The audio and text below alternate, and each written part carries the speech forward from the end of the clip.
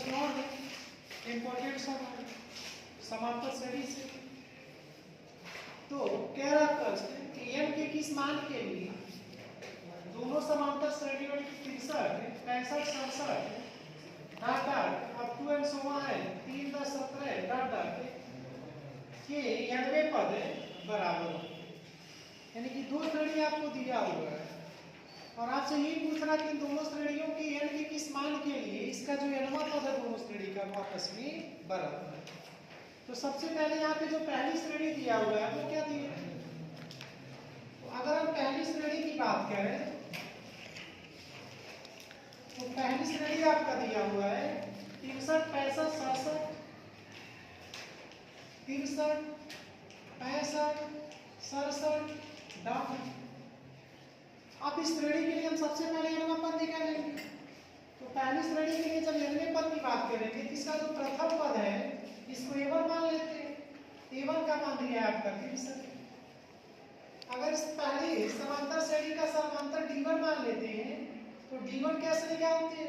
तो दूसरे वाले पद में से पहले वाले पद को घटा करके यानी t2 माइनस t1 यानी 65 माइनस हो जाएगा आपका 63 और जब 65 में से 63 घटाएंगे तो 2 हो जाएगा। अब क्या करें? इस श्रेणी का nवां पद निकालो। तो श्रेणी का nवां पद जब हम श्रेणी के nवें पद की बात करेंगे तो ये पहली श्रेणी है इसलिए इसको tn1 बोल देते हैं tn1। तो जब tn1 की बात आएगी तो ये कैसे होता है? आप जानते हैं plus n minus 1 into D होता है, लेकिन इस श्रेणी का जो पहला पद आपने माना है वो a1 माना हो जाएगा a1 plus n minus 1 into d1। ये d1 आपका पहली श्रेणी का समांतर है। a1 का मान आपको पता है 63 प्लस n रहने दीजिए minus 1 n minus 1 into d1 और d1 का मान आप निकाले हैं 2। थोड़ा सा इसको हल कर लीजिए, 2 से n माइनस 1 में गुणा कर लेते हैं तो 63 धन हो जाएगा आपका 2n माइनस 2। जब 63 में से 2 घटाएंगे 61 हो जाएगा और धन हो जाएगा आपका 2n। तो अभी आपने पहली श्रेणी के लिए nवां पद निकाल लिया। इसी तरह से अगर हम दूसरी श्रेणी के लिए बात करें तो दूसरी श्रेणी यहाँ पे दी हुई है आपको 3, 10, 17 डाट डाट 3, 10, 17 डाट डाट 2 अगर हम इस दूसरी श्रेणी के लिए अगर प्रथम पद की बात करें तो इसको a2 मान लेते हैं। तो a2 बराबर आपको दिया हुआ है 3।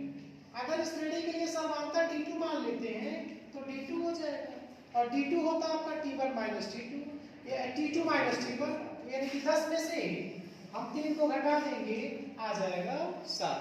अब इस दूसरी श्रेणी के लिए भी हम निकाल लेते हैं nवां पद। तो श्रेणी का nवां और जब हम श्रेणी के nवें पद की बात करेंगे ये दूसरी श्रेणी है, इस दूसरी श्रेणी के nवें पद को हम tn2 बोल देते हैं tn2। तो tn2 हो जाएगा आपका a2 plus n minus 1 into d2। a2 चूंकि आपने इस श्रेणी का प्रथम पद माना है और जो समांतर माना है वो d2 माना। अब ये दोनों मान आप रख दीजिए। a2 क्या है 3 plus n minus 1 into d2 क्या है आपका 7 हो जाएगा 7। अब क्या करें? इस 7 का n माइनस 1 के साथ करें तो 3 प्लस हो जाएगा आपका 7 n माइनस 3। अब 3 में से 7 को घटा देते हैं, 7 n को ऐसे उतार लेते हैं और 3 में 7 घटाएंगे आ जाएगा माइनस 4। इस तरह से दूसरी वाली समांतर श्रेणी का nवां पद आ गया यानी कि tn2 7n माइनस 4। अब प्रश्न ये कह रहा है कि दोनों समांतर श्रेणियों के जो nवें पद है आपस में बराबर है। तो प्रश्नानुसार tn1 बराबर है आपका tn2 और जब tn1 tn2 के बराबर है तो tn1 आप क्या निकाले 61 धन 2n, tn2 क्या निकाले 7n माइनस 2।